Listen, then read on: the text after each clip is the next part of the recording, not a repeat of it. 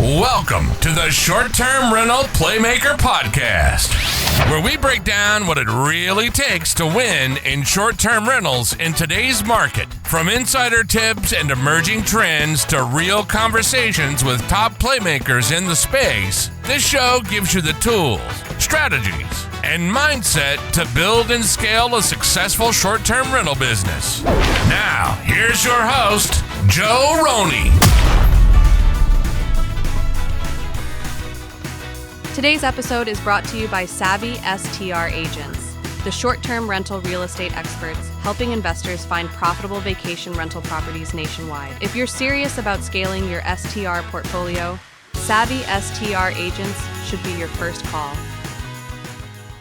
Hey guys, welcome to another episode of the Short-Term Rental Playmaker Podcast. Super excited to come to you solo today. We are coming to the end of the official summer season with just a few weeks left to go, and want to kind of talk to you about some case studies and some successes that some of our clients have had over the past year in many different markets, but I'm going to specifically talk about the Panama City Beach market, because I think it's important for you to understand and know what other hosts have done and how they've been able to, do different designs, how much money they're putting into deals, what kind of returns they're getting, and what it really takes to be successful. Because, many of you, whether you're in the co-hosting and want to make your properties better, or purchasing your first short-term rental, or purchasing your 10th short-term rental, we all have budgets and we all have different things that we want to stay within, and we have to really understand what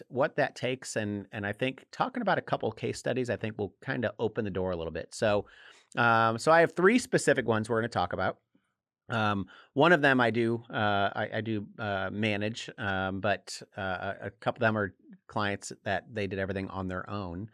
And the first one is I had a client who purchased a property about a year and a half ago. So I guess it was in April of 2025 that they bought.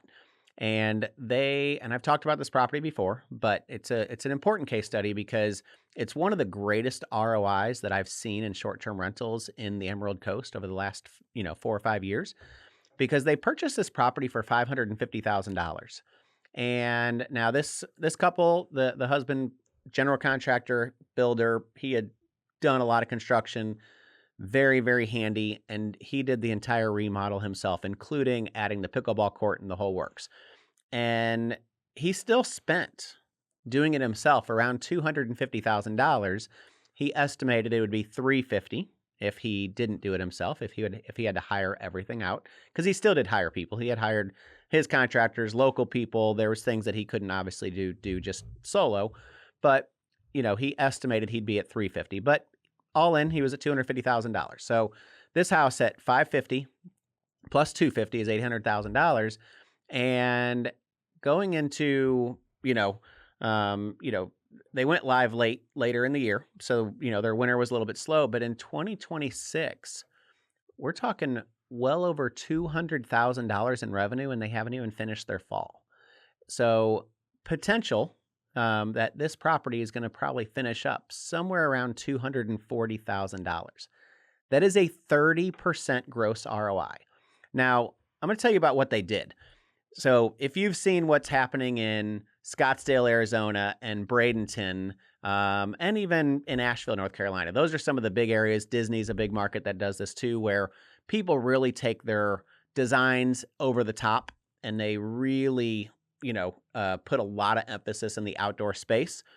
And, the difference is in a place like Bradenton, you're a 10-minute drive to the beach, where, in Panama City Beach and in the Emerald Coast, most of the beach houses that are close to the beach are really small lots. But we do have a small community that has half-acre lots, 3/4-acre lots, and they're a mile to the beach. And you think, oh, a mile to the beach is pretty far, but in places like Bradenton, they're driving 4 or 5 miles to the beach, and having to go across a bridge to get to, the best beaches. This is a golf cart ride away. And these homes are going in the $500,000 to $700,000 range. And this property, they added a pickleball court. They added a fire pit. They turfed an area for a little putting green and some cornhole boards. They had a playground area. Of course, they have a pool, which has a slide and a little waterfall on it. They have this huge screened-in porch that was already part of the house that has a ping pong table. It's got a pass-through into the kitchen. And then on the inside of the house, they bought it as a 4-bedroom home, but they finished off the office and they turned it into a 5-bedroom home. They didn't have to add any bathrooms. They didn't remodel bathrooms completely. They did a few updates. So inside, they did a lot of painting and replaced a little bit of flooring and did some design work, obviously, and then turned their garage into a game room. So, we say that you got to become the moat, right? My friend Kenny Bedwell talks about being the moat all the time. Well, they truly are the moat. They are the only house that has all of these amenities in all of the Emerald Coast Panama City Beach. Now, there are a few coming up, but that's the cool thing. Places like Bradenton and Scottsdale, there's hundreds of these houses that are like this. This is the only one. And even if I help 10 other clients over the next year buy in the same area to do the same thing, there's still only 10, right? We're not talking about hundreds of competitions. And a 30% gross ROI and a profit of over $100,000 on a $800,000 purchase. By the way, they are cash out refinancing to take out a lot of that money because their home is worth a lot more now that they did all this. So that's case study number 1, right? Obviously, this was a major project and needed a lot of work. Case study number 2, we had some clients that had hired a professional designer for property A and spent really great money in that property and had one of the best designers in the industry do it. And property B, had a much lower budget.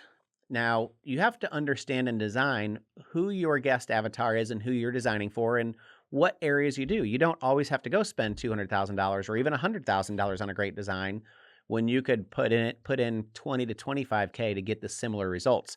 And these two properties are identical and they're side by side. And one of them had a $125,000 design and one of them had a $25,000 design. And I'm going to tell you that year to date, they are within $3,000 of each other in gross revenue in the past, 12 months if I go T12. So, spending the money on a design, you really want to focus on what areas you're going to make the biggest impact. Outdoor space, bedding, living room area. Doesn't mean you're, if you're on a lower budget, you may not be able to paint every wall or change every light fixture or maybe not even replace all the furniture. In this house, about half the furniture was repurposed, had to change up the bedding and change up the pillows, but didn't have to go and put all brand new furniture in every single bedroom, yet the results are still there. And, so this is a similar case study or another case study of a property that probably would have, if it was on the market today, they had bought this a few years back in the mid 500s. And it's doing about $160,000 right now. Obviously the market's gone up. That same house goes for about $950 today. So $950 purchase price for $160, $165 is not awful. But there's definitely some potential to, that it could get to the next level and get to the $175, $180, which is the goal. But still, overall, great results. Case study number 3 is one that we managed this and designed this for the client, but they bought it with a different realtor. It wasn't me, but the whole deal all in was they purchased the house for $755,000. And this is about 1.5 blocks from the beach. It's got views. You can see the water a little bit from the 3rd level. Nothing great. There's like 4 homes in a row that are all lined up and they're all identical. They're all the same distance, same views. And all 4 of these homes, before I ended up selling all 4 of them, because I now have sold all 4 of them, the average gross revenue in these 4 homes was about $70,000 with the previous managers and the design that it was. A couple of them were only doing about 40 to 50. A couple of them were doing 60 to 70. So from an outsider looking in, man, $750,000 to do 70 grand, like that's not good. So this client had this was a little bit bigger project. All in was about an $80,000 renovation, and it had wallpaper in all the bathrooms. It had Some carpet and a couple bedrooms had to be ripped up and put some new LVP down. Had to paint a lot of the walls because they were just ugly or, pretty rough. And then of course, all new furniture, all new design. And this one was designed like a bachelorette type theme. And there's not a lot of those in the market. So all in $80,000. So $755 purchase price, $80,000 all in on the renovation. So we're talking, we're in that 825 range, 830 range, probably all in. And this property in the last 12 months, and it hasn't hit the full 12 months since it's been remodeled, is over $155,000, but for 2026 is tracking $170,000. So an $800,000 purchase price, or $830 all in, to do $170,000 in revenue. Now remember, I just said these homes were doing $40,000, $50,000, $60,000 just a couple of years ago, 2 years ago. $70,000 was the max on these 4 properties. This one's going to be the number one of the 4 in the 160 to 170 range.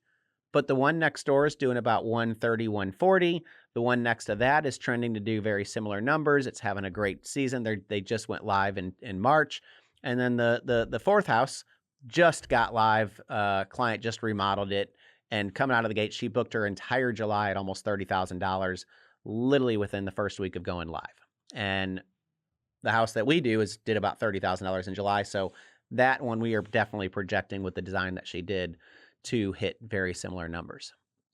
So those were 3 different case studies. I have one more that I want to talk about, and I did a Facebook post about this a couple weeks ago, and it's about how important having a pool is.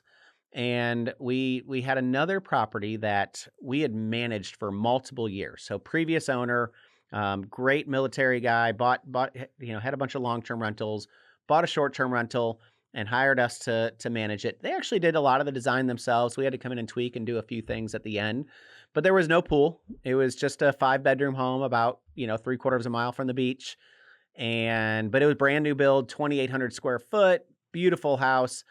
Decided to put 6 holes of putt-putt golf in the backyard. Has this beautiful screened-in porch, backs up to the golf course in Panama City Beach, and I think he bought it for around $625 to $650. And without a pool, we did the best we could. We were in the $80,000 to $90,000 range. It wasn't a positive cash flow after he paid management fees because you need a pool. A pool is so important to have to be able to be successful at the beach because, well, there's multiple reasons. Number one, not every kid loves the beach. And if you've ever taken a kid under 10 to the beach, you probably realized after about 1 to 2 hours, they've gotten sand in their eyes. They don't like salt water. They're hot. They're sweaty. They're tired. And they just want to go back to the house. Well, if you're on vacation for the week and you have a kid that doesn't love the beach, what are you going to do? Well, you have something to do at the house. And if you don't got nothing to do, it's not going to be a really great vacation for anyone. So that's number one for reason for having a pool. Number 2 is there's red flag days and double red flag days where you can't go in the Gulf.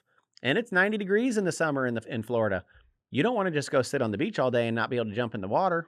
So on those, double red flag days, what are you going to do? A lot of people go shopping and go to the water park and all that. But if you have a house with a backyard oasis, man, now you got somewhere to go, something to see. Another reason to have a pool is going to be, at the end of the day, even if you do make that 5-hour, 8-hour beach day and it's 4 o'clock, 5 o'clock, and you're going back to the house and you're going to cook some dinner and stay in for the night. Well, what are the kids going to do? Well, if you have a game room, they can do that. Or guess what? Let's go jump in the pool for a few hours while mom and dad cook. Now you have something else for them to do. And then the greatest part is when those kids go to bed at 8 or 9 o'clock, 10 o'clock at night because they're tired and they're wiped out, mom and dad and friends, that's their turn. Grab a glass of wine, get in the pool, enjoy the evening, and just enjoy the vacation. So all those reasons are reasons to have a pool, even if you're 1 block from the beach or even if you're beachfront. I will tell you that even if you have a beachfront home, a pool is crucial to your success. Our properties that are a mile from the beach or 3 blocks from the beach outperform beachfront homes that don't have pools. So it's very, very important. This property that I want to talk about, we had it for 2 years. Same design, same everything. New owner bought it, wanted us to keep managing it. We talked to him about putting in a pool. We did. all in about $80,000 on the backyard. We did update the game room a little bit, so we did make it a little bit nicer on the inside, but all the bedrooms, bathrooms, we didn't change anything else on the other levels. Just enhanced the game room just a little bit and then did that backyard area. And that house went from doing 70 to 80 to 150 plus. And we don't know, we're not at a full year yet, so we don't know what that plus is going to be yet, but we are trending at 150 plus. So increase of revenue by $60,000 to $70,000 just by adding a pool. That is huge. If you want to talk about ROI, he spent $100,000 all in and he's going to get an extra $70K. Well, that's definitely a pretty good ROI, right? I mean, 70%, return is pretty darn good if you ask me. Can't find anywhere in the stock market that. And people on my post are like, well, what are the expenses? What are the maintenance costs? Blah, blah, blah. Okay, $300 a month extra in pool cleaning fees. Throw another $2,000 in there in maintenance for the year just to throw it on there. You're at $5,000 in maintenance to get $70,000 more in bookings. That's a no-brainer, right? So these are all real case studies, real life case studies on what's actually happening. And these are all purchases that have happened in the last 12 to 24 months. You can invest today in any market in the nation. It doesn't matter where you go. My wife and I are purchasing a property in Scottsdale, Arizona, which everyone says is too saturated. But I know that we can outperform and we can perform as good as the top of them, as the best of them, because we're going to put in the work. We're going to put in the design and the amenities, and we'll do our thing. If you want to be that 10-bedroom at Disney, you can compete with those other big 10 bedrooms. You just have to know what your competition level is, get to that, try to be a little bit better, and you can make it work. So again, this goes back to what I was saying.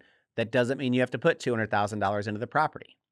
There are areas you have to, but there are areas that you can do less and still have a great ROI. So super excited for you guys listening in today, and excited to bring you more information about this as we go into the end of peak season. We're going to be talking a lot about cost segregation studies and lots of different tax benefits that you can get in the second half of the year. So if you're one of those high W-2 earners or your business is doing extremely well, this is the time to start thinking about your fourth quarter tax strategy so you can be ready to go. That's all I got for this week. Thanks for joining me on another episode of the Short Term Rental Playmaker.